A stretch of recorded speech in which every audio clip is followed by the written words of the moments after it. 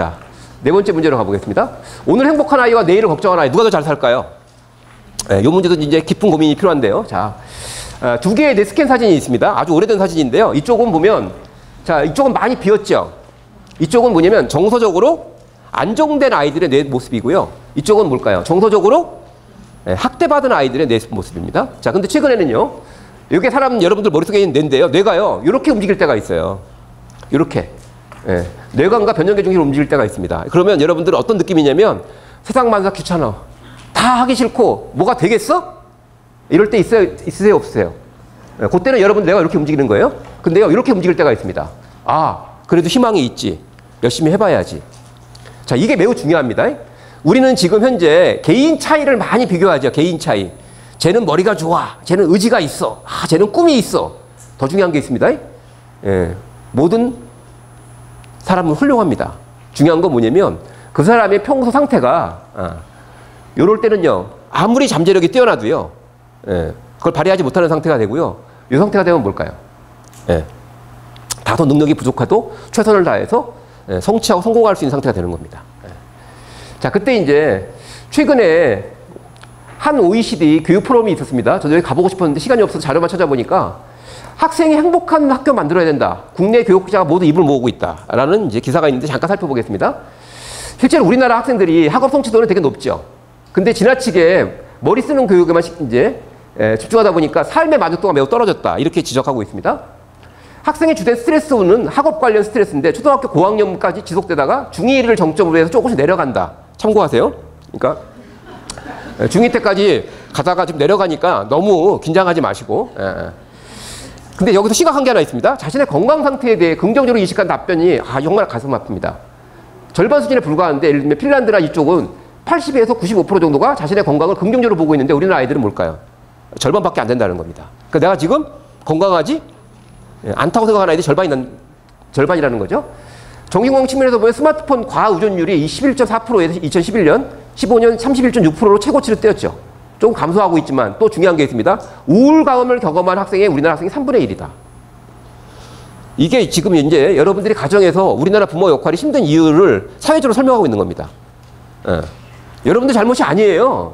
우리나라에 행복하지 않은 교육이 뭐죠? 아이들을 힘들게 하고요. 그리고 그 아이들을 어떻게든지 뭘까요? 잘 살게 하려고 우리나라 부모들이 고군분투하고 있다. 이렇게 볼 수 있습니다. 성공적인 교육 이면에 경쟁과 학생 수월성 중시, 결과 중시, 줄 세우기 등등 근데 결국은 뭘까요? 수동적이고 행복하지 않은 학생을 길러왔다. 학생들이 행복하게 성장하기 위해선 학생들이 자신의 진로와 미래를 선택하고 개척할 수 있어야 한다. 이렇게 얘기하고 있습니다.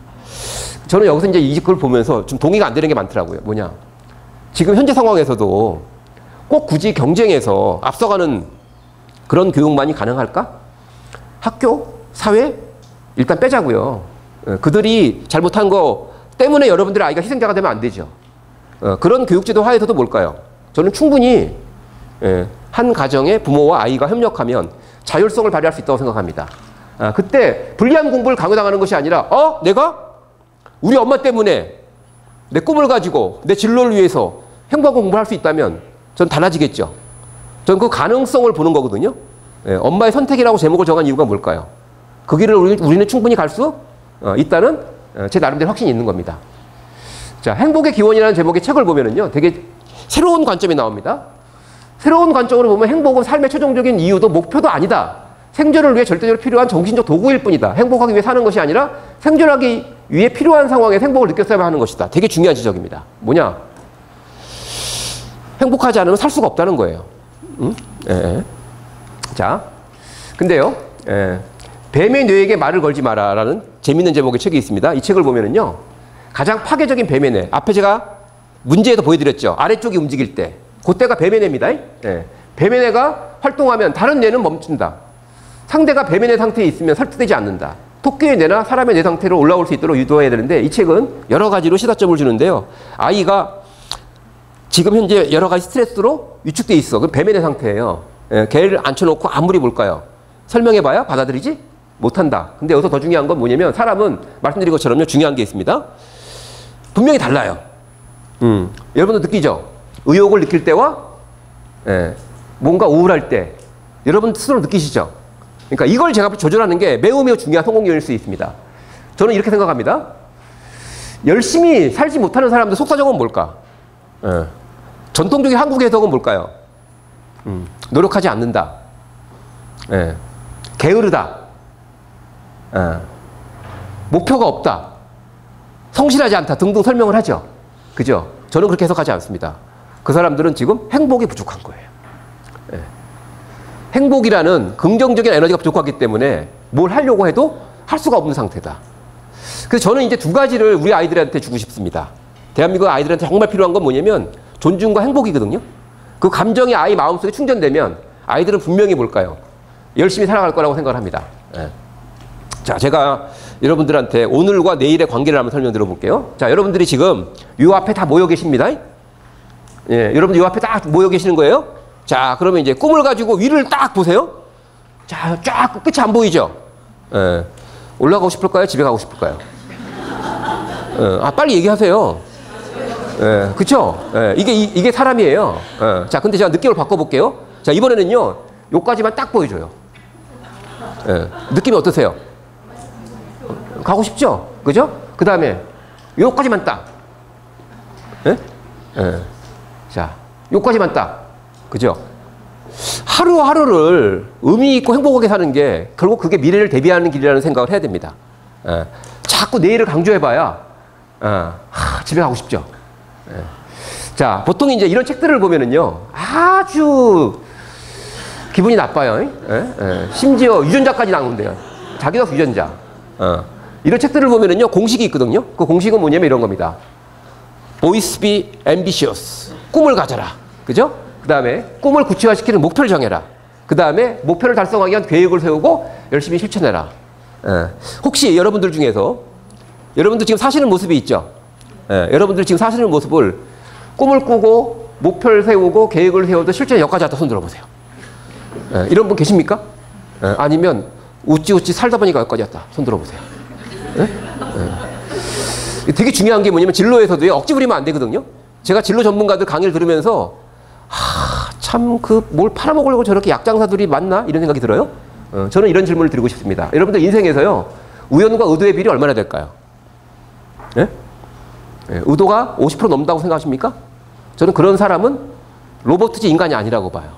그러니까 문제는 뭐냐면 오늘 하루 잘 살다 보면 이 아이가 뭔가 충만한 삶을 살다 보면 그 자체로 미래를 대비한다는 생각을 못 하는 거죠. 자꾸 진로, 미래, 꿈, 아이들을 협박하고 있습니다.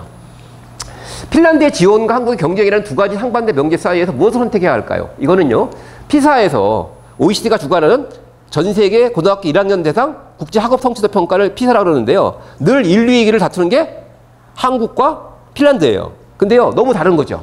핀란드는 교육을 뭐라고 생각하냐면 개인의 성장을 지원하는, 정확히 설명드리면. 근데 한국은 교육을 뭐라고 생각할까요? 집단에서의 경쟁이죠.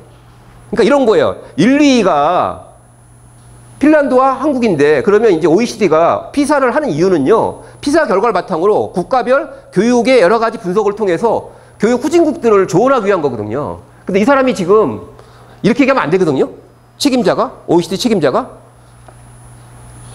2016 피사 결과 상위권 국가들을 분석해 보니 교육적으로 이런 공통점이 있기 때문에 하위권권 참고해서 이렇게 얘기해야 되는데 이 사람이 뭐냐면 할 말이 없는 거예요. 왜? 1, 2위가 너무 달라도. 그러니까 알아서 해라 이런 식이에요. 자, 근데 여기서 이제 중요한 게 있습니다. 현행 교육체제의 비극은 교육이라는 미명화가 이루어지는 상당수가 하위 경로, 아까 말씀드린 것처럼 뱀의 뇌를 자극한다는 겁니다.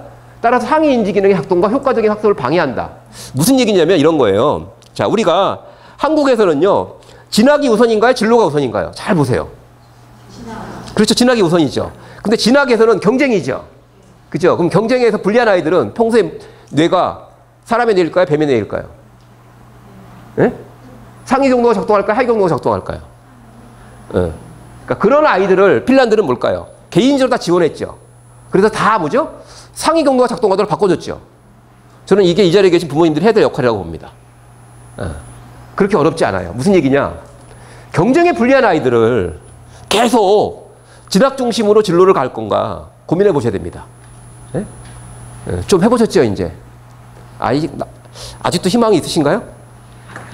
조금 더 잘 관리하면 경쟁에서 앞서갈 수 있다고는 믿음이 아직도 있으신가요? 저는 그 길로 가는 거 반대하지 않습니다. 근데 문제는 뭐냐? 가다 보니 아닌가 배? 이 소중한 내 새끼가 들러리네?